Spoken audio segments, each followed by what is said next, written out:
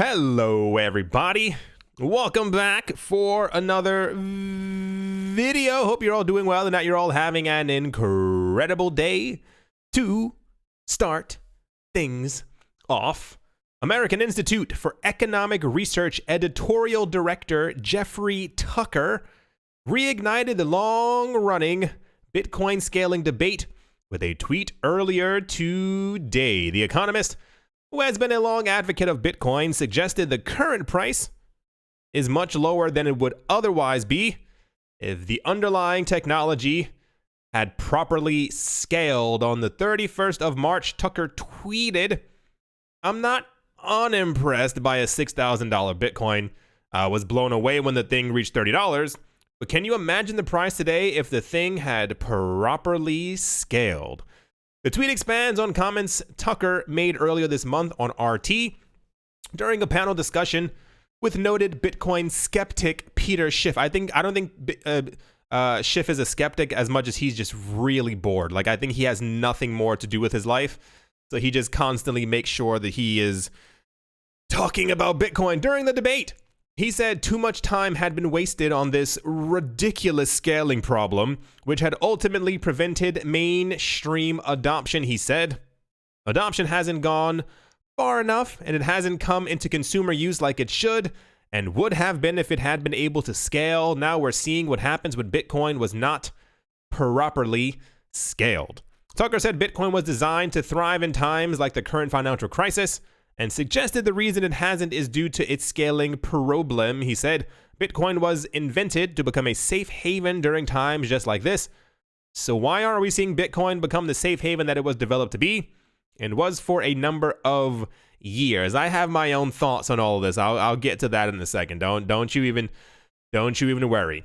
The Bitcoin scaling issue has been one of the most, if not what, the most heated debate in cryptocurrency. The base layer network isn't able to process transactions quickly enough to enable wide-scale mainstream adoption as a currency. The debate over raising the block size as a solution ultimately led to Bcash, and BSV is just a money grab. BSV has nothing to do with actual...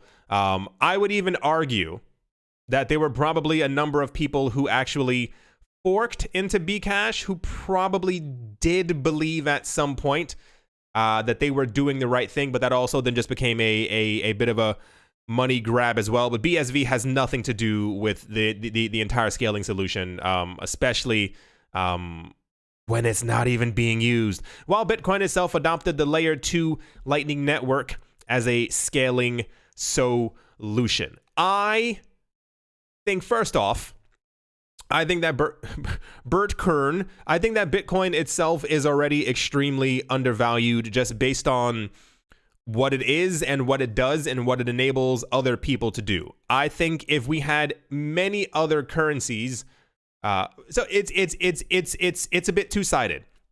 Rather, one side is a lot heavier than other. I think when we hear tons of people talk about, especially whether they are which we're going to get to as well, the head of PayPal, the head of JP Morgan, the head of this bank, the IMF, whatever the case might be, people who have come forward to negatively talk about Bitcoin in the cryptocurrency space, I think it does have a dampering effect because people tend to keep sometimes negative things in their mind than they do optimistic, positive things. I'm not exactly sure why we think this way sometimes, but it's kind of just how it is. So when you get years of Bitcoin bashing, as it were, and people keep saying that Bitcoin can't do this and Bitcoin can't do that, and especially when they're completely mute during times when Bitcoin's price is rising really fast or rising more than they think that it should, I think this does have a negative detrimental effect, especially if you end up having news stories, especially like we did years ago, talking about that Bitcoin was for criminals and Bitcoin is for this and Bitcoin is for that. I think a lot of the Bitcoin narrative itself has completely changed. I think the idea of what Bitcoin is has also, I guess, morphed and evolved with the, not the current financial crisis, just over the last 11 years. I think Bitcoin itself as an idea has completely changed.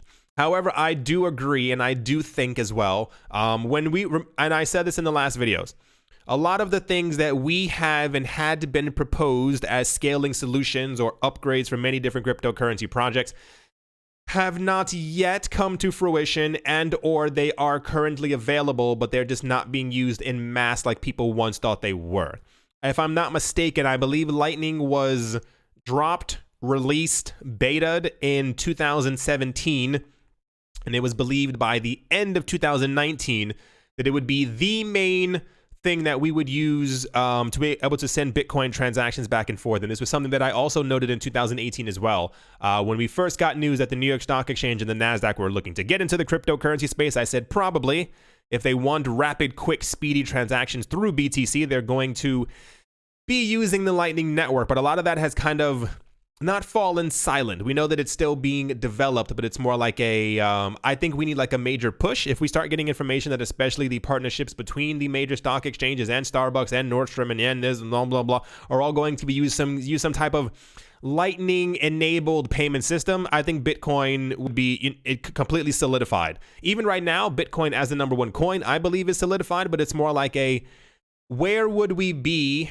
if a lot of the other scaling had happened? The entire idea has been, and will probably continue to be, that the base layer is too valuable to upgrade. And what do I mean by that? And I'm sure some people suck their teeth, roll their eyes, cross their arms.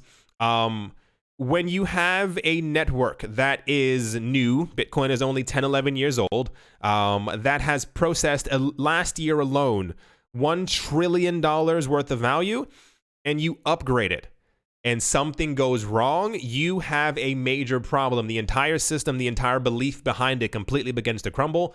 Even if it was something as simple as someone being able to manipulate the code and create one extra Bitcoin. It doesn't even have to be a 100 million Bitcoin, just one extra on the actual BTC blockchain network would cause people to go, well, yeah, if you can create one, you can create more. So the idea is to leave the core chain as it is and simply have other side chains which at some point interact with the main chain to validate and or post the transactions that have taken place on them, but at the same exact time, the other chains around it will take care of the load of the transactions passing through it. Yes, Lightning does work, but it's not as massive as we were told in 2017. We were told that by this point, Bitcoin would be able to handle 1 million transactions per second. We never get official numbers as far as, and I mentioned this before in 2019 as well, and I like that people told me I was wrong in the comment section, but no one could actually tell me why I was wrong.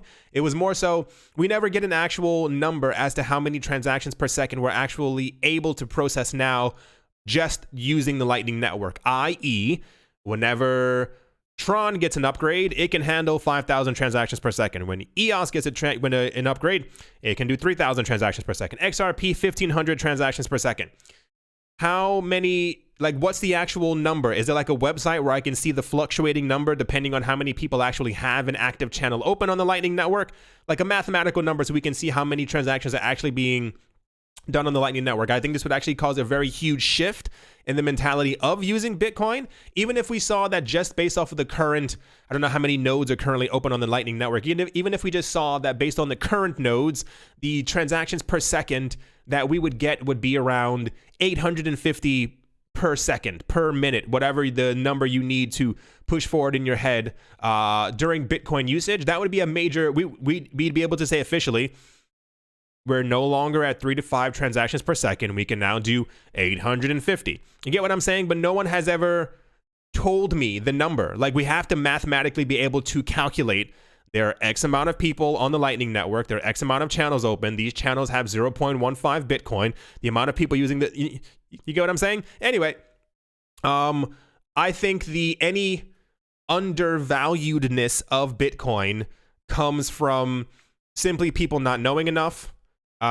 People putting their money into coins that they should not have. We've had the discussion many other times before. I think I grew quite fatigued with the idea of it.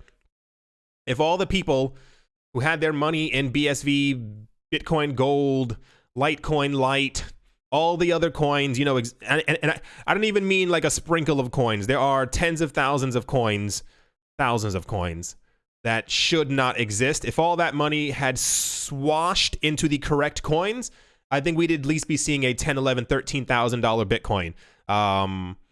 Any devaluation, like I said, I think it just comes from negative news and what people are not really understanding exactly what Bitcoin is, but it's neither here nor there. I assume we'll have this conversation once again when Bitcoin is at 15,000 and people think that Bitcoin should be at 130,000. But as of right now, this debate will continue. As it stands, from what we hear, Bitcoin's base layer will never be upgraded. It's more of a, if that's not going to be upgraded, upgrade the other chains quickly, rapidly. Do what you can. I think even something, if it had been a simple, air quote, a simple something that lay on top of Bitcoin that allowed everyone to have at least 30 transactions per second, that's still a 6x from what we have right now. Anyway, that's the Bitcoin undervalued news. And without further ado, let's move on. For your confusing news for the day, PayPal is hiring a blockchain strategy director based on a recent job posting. The new hire will be part of their global financial crimes group.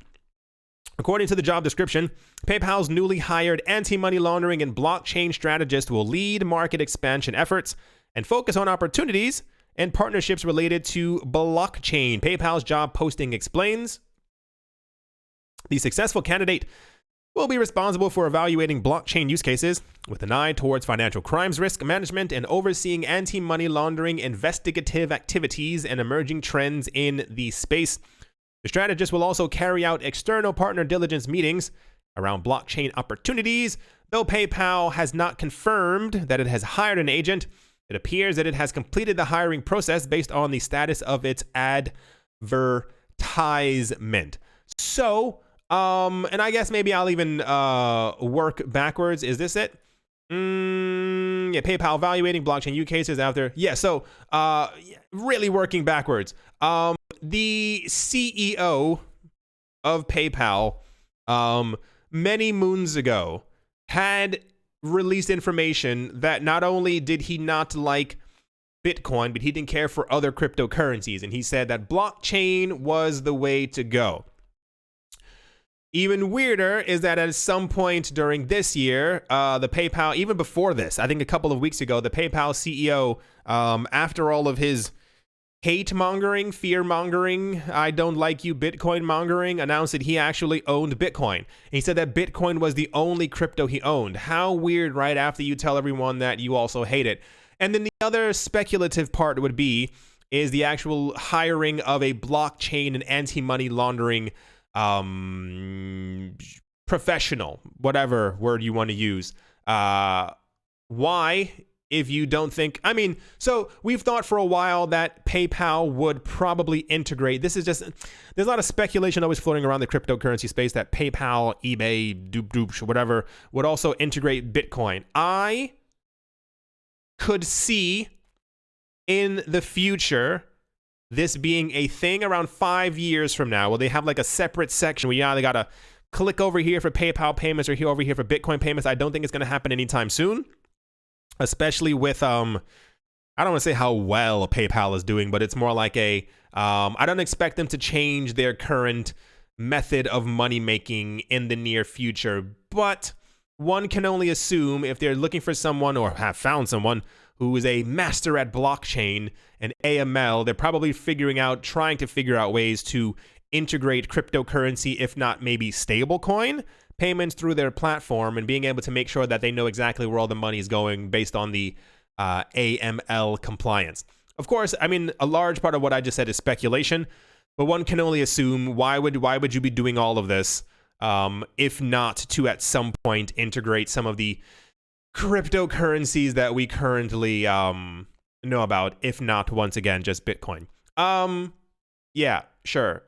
This is probably the 3,000 millionth person who said that they before hated Bitcoin and then announced that they actually own Bitcoin. How weird, right? I'm looking at you, Jamie Dimon, and I know Warren Buffett has like half a Bitcoin somewhere. Anyway, let's move on. Next up, despite the strong downturn seen in the crypto markets, epitomized by Bitcoin's 50% decline that transpired on the 12th of March, the amount of Tether in existence has exploded. In fact, according to the industry news aggregator Unfolded, the market capitalization of the asset recently surpassed $6 billion US dollars, with 1 billion added to this metric in the past 2 weeks alone. In an industry valued at under 200 billion, such inflows are clearly dramatic. Furthermore, alternative stablecoin solutions, Paxos Dollar, USD Coin, Binance USD, USD, etc., have been printing dozens of millions of coins as well. This begs the question, what is driving this demand for stablecoins? How will the increase in stablecoin supply affect Bitcoin moving forward? His name is Sam, what a last name. His name is Sam Bankman-Fried, a former institutional investor turned CEO of both derivatives exchange FTX and Bitcoin quant fund Alameda, recently chalked up the phenomenon of the rapidly increasing stock of USDT to 3 factors. Over-the-counter traders, primarily in Asia, people who are selling Bitcoin for Tether to hedge positions, and people who are selling Bitcoin for USDT to reduce risk. The idea being is as more people get into the market and the cryptocurrency market continues to have wild swings, that of course, in theory, people will want something that can stabilize or hedge their bets as they don't want to lose tons of money. If you see that Bitcoin's price is looking like it's going to go down by seemingly 15% and you see it's already down by 4%, then that line is going straight down. You swap your money into Tether, but it doesn't exactly explain exactly why $1 billion worth of Tether was printed in the last 2 weeks, or why many other stablecoins are printing dozens of millions of bajillions of coins as well. The idea in 2017 as to why there was so much Tether being printed was that there was demand for it.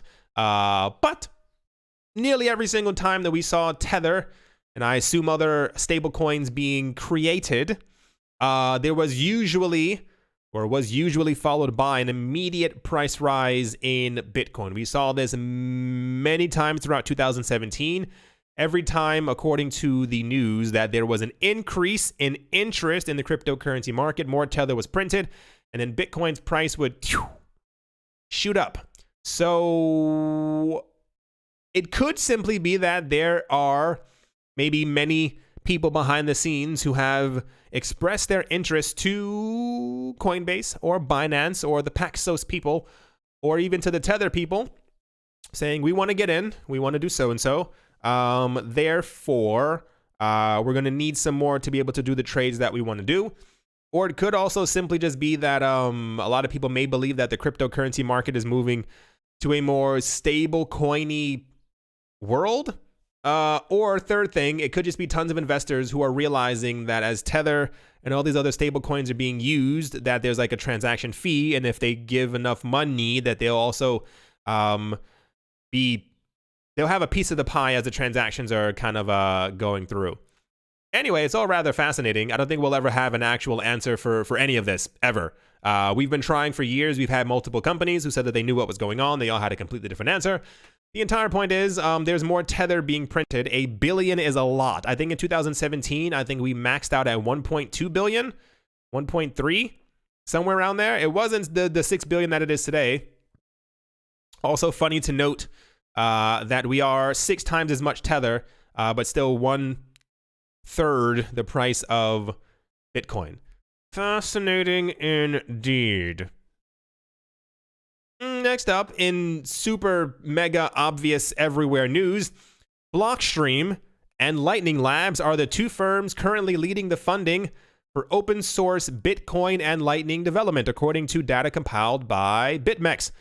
Announcing the news on Saturday, BitMEX said the 2 firms employ the largest number of Bitcoin developers. Peter Wiley, Andrew Chow, and Gregory Sanders are some of the Bitcoin developers which are currently being funded by Blockstream. Lightning Labs, on the other hand, employs at least 8 developers working on open source Lightning software.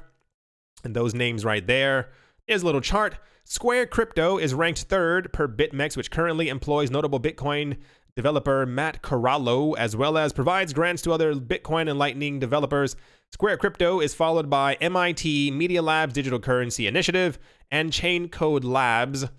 The latter, in fact, is the largest contributor into Bitcoin core development per the data. I don't think that anyone should be surprised that the people from Lightning are funding Lightning development, or that the people from Blockstream, who have the most developers working on Bitcoin, are doing the most funding for Bitcoin. Yeah, we have a lot of really weird news sometimes. I guess the yay that Bitcoin is still being developed on, I didn't assume that it was not. Yeah, should we just move on? Because yeah, here's the actual BitMEX blog post. Who funds Bitcoin development? The people who are working on Bitcoin. Simple enough, right? Yeah.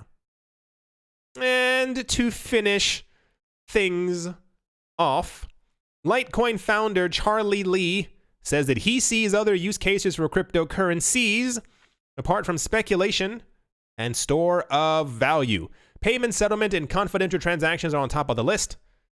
In a new episode of Creds Meet Our Partners, Lee explains how the Litecoin Foundation is shaping the world's 7th largest cryptocurrency by market cap to become a reliable means of exchange. He said, with Litecoin, we are definitely moving towards payments for people to actually spend the coins as opposed to just holding or onto it as a store of value.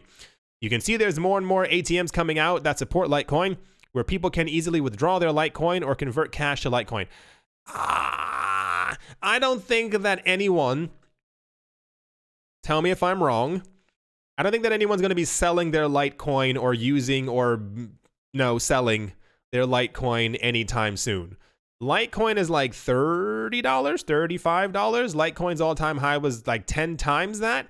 Estimates that we've had before as Litecoin's halvings continue to take place over the next 10 years. I've seen calls for a $1,500 Litecoin. I've seen a $4,000 Litecoin. I think it's pretty believable if Litecoin has 2 more halvings by 2030. Litecoin could easily be, obviously, anywhere from $900 to $10,000 per coin. I think a lot of people have, this is how I feel, I think a lot of people have kind of missed the ball on their crypto being used as any type of major payment method in the near future. I think the coins have to go really high in price for people to, and infrastructure has to also be there. But it's also like a lot of cryptocurrencies are held speculatively. I think Bitcoin is held hyper speculatively. I think Ethereum is accumulated speculatively for Ethereum 2.0 to be able to actually mine more Ether, especially with it being used and locked up in DeFi projects. I think XRP, while it's supposed to be used for banks and institutions, is also being gobbled up by investors, because if other banks and institutions use it, therefore I also want to have a large slice of the pie as well. And it kind of goes down the line. I don't think, besides stable coins, that there are many coins off the top of my head, maybe Monero, Dash, and Zcash, that would actually be used more or percentage-wise as an actual usage of payment. Like, we know that there are companies who convert holdings or whatever into Bitcoin to send it back and forth as the actual transaction, but that's also like companies. I think a lot of people who are directly investing in these cryptocurrencies, like myself, I see no actual, like, I have some Litecoin, but there's not going to be a point anytime soon where I'm going to probably sell off my Litecoin or use it to buy a cup of soda. What is that? Can of soda or anything. No, it's probably not going to happen in any time soon. As you know, a lot of people, this is just how I feel about certain things. There are a lot of coins that I have. I think I'm going to definitely eventually sell off, especially when prices start going up. I'm not sure if I'll swap it into a Tether. I'm not sure if I'll swap it directly into Bitcoin, or if I'll do something and kind of just put it back into cash and start buying some vacation homes or whatever the case might be. But there are a couple others, and I think Litecoin is one of them. Not because I'm long-term bullish on Litecoin, but it's just something about Litecoin. It's something about the actual project that makes me curious and makes me want to kind of wait longer to see if something will actually be done with it. If you get what I'm saying. Like, I don't assume that Litecoin will disappear. I don't think that Litecoin will ever be as big as Ethereum or XRP. But I could eventually see it catching on as an official test net for Bitcoin, or even more so just as like a semi-store value. Not kind of the gold and silver kind of thing, but you get what I'm saying. Like, it's one of the oldest coins. It has a big enough community behind it. I think it's just a more part of I think if the people from the Litecoin Foundation chugga like a little bit more, I think things would be a bit more solid for Litecoin. He said the goal is for Litecoin to be money. It's where you store your value and also where you can use it to purchase goods and services. Yeah, but even then, I think in order for Litecoin to be considered money, if we get to a $50,000 Litecoin, I think that'll be bam. I think that's a good aim price. But even then, Bitcoin would have to be $1 million. But if Bitcoin did ever hit $1 million, that means it's absorbed a huge portion of the actual fiat currencies on the planet. Anyway, to bolster Litecoin's bid as the preferred cryptocurrency for payments, Charlie Lee is pooling resources to make Litecoin transactions private. He said, recently, we put a big effort into a project called Confidential Transaction in Mimblewimble, which is to create ways to create or make Litecoin more private. I think privacy and fungibility are very important, and we're pushing that technology, trying to get that implemented and deployed in Litecoin. It was supposed to happen, I think, as far as I remember. I think they mentioned it at the end of last year, and now they said sometime this year. I hope it actually ends up happening. I think this would be, and I hope you understand what I mean by Dash, Monero, and Zcash being used. I think we're going to see a divergence in many coins soon. I think we're going to see coins that are like 2 coins, maybe 3. Coins that are actively hoarded and used as a potential future store value. I think we're going to see coins that are actually going to be used for payments, and that could be anywhere along the lines of XRP and Lumens if it's actually going to be still used with IBM. Maybe Stretch. Maybe Cardano, depending on how they develop their entire ecosystem, because they said they also want to be used as a payment method. Stretch. Not too certain on that one. And then we're definitely going to have coins that kind of, they're in a different portion of the internet. As more crypto transactions are going to be followed and third-partied, i.e. if you want to spend it in a store, you'll have to use it through an app, but that app will know your name and your address, kind of the same way you use your debit or credit card. There will be other methods of payments that will be for people who don't want to be seen. So this is where I think these kind of coins come into the mix. Anyway, let's see if this ends up happening. I know I've said the words, let's see if this ends up happening a bajillion times, but this goes back to what I was saying before. I don't know if it was the last video or the video before that. We get a lot of news about upgrades and when this upgrade is going to take place and how that upgrade is going to be. But we ever rarely actually see the upgrade. I once again would love, I think this can be the year for cryptocurrencies, but the upgrades have to roll out. You can't say for 3-5 years you're going to do something and then it doesn't happen. I'm looking at you, Lightning, Ethereum, XRP, Litecoin, Cardano, Tron, Lumens, EOS, everyone. The updates have to happen, because if not, there is a huge amount of slippage that could occur. And yeah. As always, a very special thank you to my Patreon supporters. Hold on, I have to sneeze. Crayola Michelle, URL on Crypto with Lionel. Tigara Macho Nisa, Bake Me a Cake, Arfmedic 17, Anytime Fitness, Monk's Corner Staff, Bodie McBoatface, Yes to Crypto, Miller Hitch Test Every Day, and Kyle Skips Leg Day, Minting Coins, Jeremy Fox, Jim Gardner, Anthony Charles, Nick Mangialavori, Paxis, Crypto Beer, Shipmate, Vlad the Impaler, Richie Rich III, Nick Kanaya, Setsuna, Damien, Nicholas Runner with One Piece, One Love, Crypto Artist, Cole D3D, Milweezy, Adobo, Bankroll Network, Crypto Joe, 242 to the World, Wise Night Owl, Jared Schneider, Brady Niels, Master Ventures in Thailand, Moham Maroney, Adam Graysick, Todd Mullis, Barebones Mining, A Bibliophobia, The Animal Reader, John Sarson, Mr. Pickles, Nostromo, Josh Gorsica, Chongololo, Songololo, Martin Stoyer, Joshua Vineyard, Moonman High, XRP, Yasha Harari, and Professor Wally from Gunbot University. At the moment, the market's in a little Christmas mood. It's red and green. Bitcoin is currently down by 2.18%, at least at the time of me making this video. Anything could change 15 minutes from now. I was reading around, and apparently stocks went up and then also faltered over the last 12, 13, 14 something hours, and it potentially had a negative effect on the price of Bitcoin. When Bitcoin goes down, it uses magnetize and drags everything else down with it. But at the moment, it's not too bad.